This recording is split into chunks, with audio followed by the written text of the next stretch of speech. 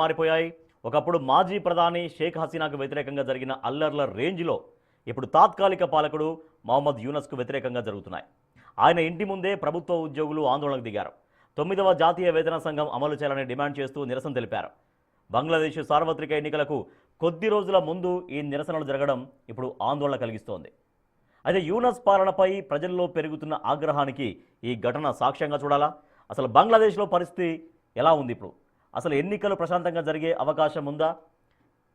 Right, professor గారు, బంగ్లాదేశ్లో ఫిబ్రవరి 12న సార్వత్రిక ఎన్నికలు జరగబోతున్నాయి. సో ఎన్నికల తేదీ దగ్గర పడుతున్న కొద్దీ ఇప్పుడు మరింతగా అల్లర్లు పెరుగుతున్నటువంటి పరిస్థితి ఏం చెబుతోంది?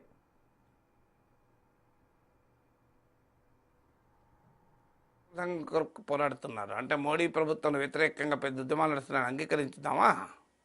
అసలు వాట్ ఇస్ దట్ కాంటెక్స్ట్ నాకు అర్థం కాదు. ఇప్పుడు ప్రభుత్వ ఉద్యోగుల జీతాలు పెంచమనడాన్ని అదొక పొలిటికల్ ఇష్యూగా చూస్తే ఇండియాలో కూడా 9th పే కమిషన్ కొరకు కేంద్ర ప్రభుత్వ ఉద్యోగులు రోడ్డు మీదకి వస్తున్నారు కదా. నిన్న కాక మొన్న బ్యాంక్ ఉద్యోగులు 5 day వీక్ కొరకు దేశవ్యాప్త సమ్మె చేశారు కదా. మోడీ ప్రభుత్వం తలకిందులైతే అందామా? ఇప్పుడు మన శత్రువునైనా మనం అంచనా వేసేటప్పుడు సరిగా అంచనా వేయాలి తప్ప ఒకదానికి గోడగుండుకు ఇంకో దానికి ఏదో ముడిపెట్టడం అనేది కరెక్ట్ కాదు. సో 9th పే కమిషన్ కొరకు బంగ్లాదేశ్లో యూనస్ ప్రభుత్వం ఇంటి ముందే కాదు, మోడీ ఇంటి ముందు కూడా ధర్నాలు జరుగుతాయి. సో దట్ డజంట్ మీన్ అదేదో యూనస్ ప్రభుత్వానికి వ్యతిరేకంగా జరుగుతున్నాయి మనం ఇస్తే దట్ మన స్థాయిని తగ్గించుకోవడం అవుతుంది. డెఫినెట్గా యూనస్ ప్రభుత్వం ప్రజల్లో మద్దతు లేదు, దాంట్లో డిస్ప్యూట్ లేదు. అది ప్రజలు ఎన్నుకున్న ప్రభుత్వమే కాదు, దాన్ని ప్రజలు ఎక్కడ మనం ఎందుకు గుర్తించాలి? Yunus is not an elected government. So elected ఒక ప్రజా సపోర్ట్ లేకుండా, ప్రజా పాపులారిటీ లేకుండా ఆ ప్రభుత్వం ఏర్పడింది కనుక యూనస్ ప్రభుత్వాన్ని మేము గుర్తించము అని చెప్పాలి మనం. అది వదిలేసి ఉద్యోగులు నిరసన చెప్తాను కనుక యూనస్ పని అయిపోయింది అని చెప్తే మన విలువ దొక్కుతుంది. అది చెప్పే కారణం కూడా కరెక్ట్గా చెప్పాలి. ఖచ్చితంగా Yunus has no credibility, Yunus has no legitimacy, Yunus has no popular support, is an illegitimate ruler. ఆయన ఏమి పాపులర్ మ్యాండేట్తో గెలిచిన వాడు కాదు. ఎన్నికల్ని వాయిదా వేయడానికి సర్వ ప్రయత్నాలు చేస్తున్నాడు. తర్వాత యూనస్ ఏం బంగ్లాదేశ్ను ఉద్ధరించలేదు. యూనస్ బంగ్లాదేశ్ను ఒక క్రైసిస్ టైంలో నాయకత్వం తీసుకొని బంగ్లాదేశ్ని ఏమైనా క్రైసిస్ దాటవేస్తారంటే అది చేయలేదు, ఇంకా క్రైసిస్ను పెంచాడు. ఆడ హిందువులపైన మైనార్టీలపైన దాడులు జరుగుతున్నాయి. సో మీకు పెద్ద ఎత్తున బంగ్లాదేశ్లో అంతర్యుద్ధంలాగా జరుగుతోంది. పోనీ మైనార్టీలపైన ఎక్క దాడులు, స్టూడెంట్ లీడర్ను కూడా ఆ మధ్య చంపేశారు. సో ఆడ జమాతీ ఇస్లామీ బంగ్లాదేశ్ లాంటి మత ఉన్మాద శక్తులు బలపడుతున్నాయి. సో బంగ్లాదేశ్ ఇది ఒక ఫెయిల్డ్, పాకిస్తాన్ లాగా అదొక ఫెయిల్డ్ స్టేట్గా విఫల రాజ్యంగా మారిపోతుంది. సో అందువల్ల విఫల రాజ్యానికి నాయకత్వం వహించే యూనస్ మనం ఎందుకు సీరియస్గా తీసుకోవాలి? సో ఆయన బంగ్లాదేశ్లో పరిణామాల్ని చక్కబెట్టకుండా అమెరికా చుట్టూ, చైనా చుట్టూ, ఇతర తుర్కీ చుట్టూ తిరుగుతూ ఆ సపోర్ట్ తీసుకోవడానికి చేస్తున్నాడు. అందువల్ల తన వైఫల్యాల్ని కప్పిపుచ్చుకోవడానికి భారత్కు వ్యతిరేకంగా మాట్లాడుతుంటాడు. క్రికెట్ టీం రాదు ఇండియాకు, మా వాళ్ళు సేఫ్గా లేరు, ఇలా కహానీలు చెప్తూ ఉంటాడు. అందువల్ల మనం let us not take Yunus seriously. Who is Yunus?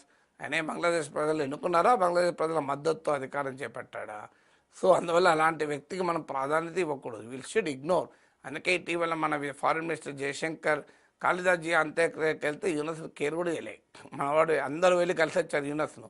South Asian leaders అంతా వెళ్ళి యూనస్ను కలిసి వచ్చారు. మన ఫారిన్ మినిస్టర్ వెళ్ళలేదు. That's a correct stand. We need not go. ఆయన ఉండేదే ఎక్కువ రోజులు ఉండడు, ఫిబ్రవరి వరకు ఉంటాడు. అతన్ని ఎందుకు మనం సీరియస్గా తీసుకోవాలి? యూనస్ వెనకాల భారత వ్యతిరేక శక్తులు ఉన్నాయి. జమాత్ ఇస్లామీ బంగ్లాదేశ్ లాంటి పార్టీలు యూనస్కు మద్దతుగా ఉన్నాయి.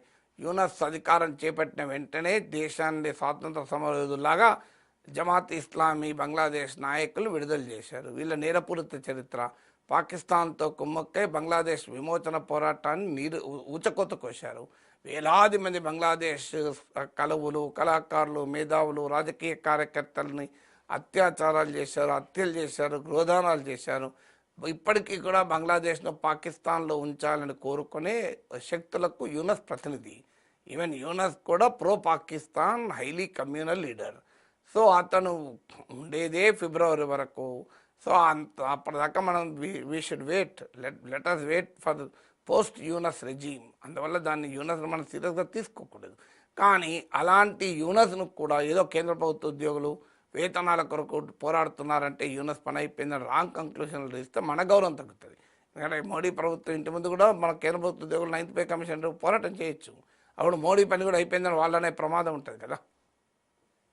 బట్ ప్రొఫెసర్ గారు, ఇదే చివరి టాపిక్లో ఇంకొక క్వశ్చన్ అండి. ఇప్పుడు హిందువుల పైన అక్కడ దాడులు చాలా దారుణంగా జరగడం చూస్తున్నాం.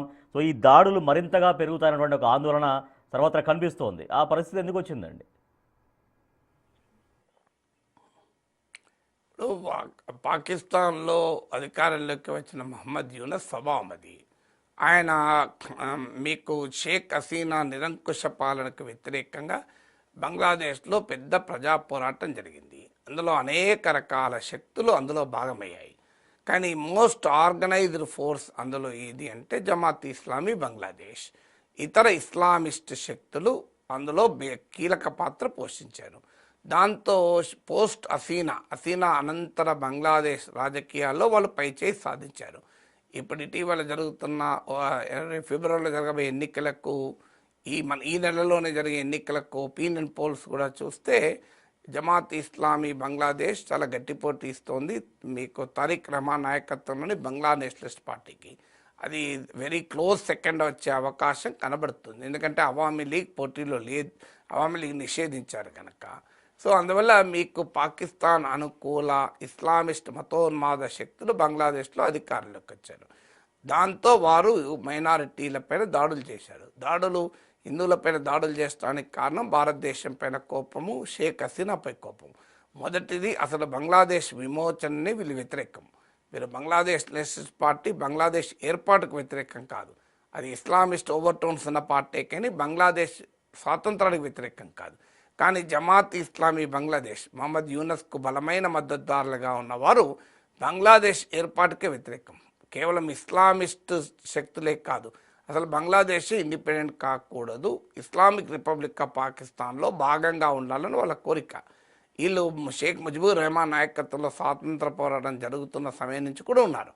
సో అందువల్ల భారతదేశ సహకారంతో బంగ్లాదేశ్ విమోచన జరిగింది కనుక ఆనాటి నుంచి వీళ్ళు భారత వ్యతిరేకులు. ఇది మొదటిది. రెండవది, షేక్ హసీనా ప్రో ఇండియన్ గనక, ఆమె సెక్యులర్ బంగ్లాదేశ్ కోరుకున్నారు కనుక ఇస్లామిస్ట్ శక్తులకు ఆమె అంటే పడదు. ఆమెకు మనం మద్దతు ఇవ్వడమే కాకుండా ఇప్పుడు ఆశ్రయం ఇస్తున్నామన్నది రెండవది. అందువల్ల బంగ్లాదేశ్లో హిందువులు కూడా షేక్ హసీనా మద్దతుదారులుగా, అవామీ లీగ్ మద్దతుదారులుగా వారు చూస్తారు. అది రెండవ కారణం. సో భారత వ్యతిరేకత కూడుతో పాటు హిందువులపైన దాడులు చేయడానికి రెండవ కారణం అది. మూడవ కారణం ఏంటి అంటే భారతదేశము బంగ్లాదేశ్లో జరిగే పరిణామాల పట్ల అసలు షేక్ హసీనాను మాకు అప్పజెప్పాలి అనేది వాళ్ళ డిమాండ్. అప్పజెప్పడానికి మనం సిద్ధంగా లేము. సో బంగ్లాదేశ్లో జరుగుతున్న ఈ ప్రో పాకిస్తాన్ టిల్ట్ కూడా ఉంది. పాకిస్తాన్ ఇండియాకు వ్యతిరేకం కనుక బంగ్లాదేశ్లో పైచేయి సాధిస్తున్న పాక్ అనుకూల శక్తుల ప్రభావం వల్ల కూడా హిందువులపైన దాడులు జరుగుతున్నాయి. అంటే పాకిస్తాన్లో దాడులు జరుగుతున్నాయి, మనకు బంగ్లాదేశ్ జరుగుతుంది. నాలుగవది, మన ప్రభుత్వం చేయాల్సినంత చేయడం లేదు కనుక. ఇప్పుడు మీరు నరేంద్ర మోడీ ప్రభుత్వం బంగ్లాదేశ్ హిందువుల కొరకు చేసిన ఒక్క పని చెప్పండి, ఖండిస్తూ స్టేట్మెంట్ మినహా ఎక్కడన్నా యునైటెడ్ నేషన్స్కి వెళ్ళిందా, యుఎన్ హ్యూమన్ రైట్స్ కౌన్సిల్కి వెళ్ళిందా, అమెరికా అధ్యక్షునితో చర్చల్లో లేవనెత్తిందా, యూరోపియన్ యూనియన్ నాయకులతో ఇటీవల జరిగిన చర్చల్లో లేవనెత్తామా, మీరు షాంఘై కోఆపరేషన్ ఆర్గనైజేషన్ మీటింగ్లో మోడీ లేవనెత్తాడా, రష్యాతో జరిగిన చర్చల్లో లేవనెత్తాడా? మీరు ఎక్కడన్నా ఇంతవరకు బంగ్లాదేశ్ హిందువులపై జరుగుతున్న దాడుల్ని మన ప్రధానమంత్రి అంతర్జాతీయంగా రైజ్ చేశాడు. మీరు చూడండి, ఎక్కడన్నా ఏడా రైజ్ చేస్తాడు? బ్రిక్స్ మీటింగ్లో రైజ్ చేశాడా? G20లో రైజ్ చేస్తాడా? నథింగ్. ఆఖరికి పశ్చిమాసియాలో అనేక ఇస్లామిక్ దేశాలతో ప్రధానమంత్రి మోడీకి సన్నిహిత సంబంధాలు కూడా ఉన్నాయి. Saudi Arabia కింగ్తో, UAE కింగ్తో, Jordan, బెహ్రాన్ రాజులతో, వాళ్ళతోనైనా Qatar రాజుతో ఇది అన్యాయం అయ్యా, బంగ్లాదేశ్లో హిందువులపైన దాడులు జరుగుతుందని చెప్పాడా మోడీ?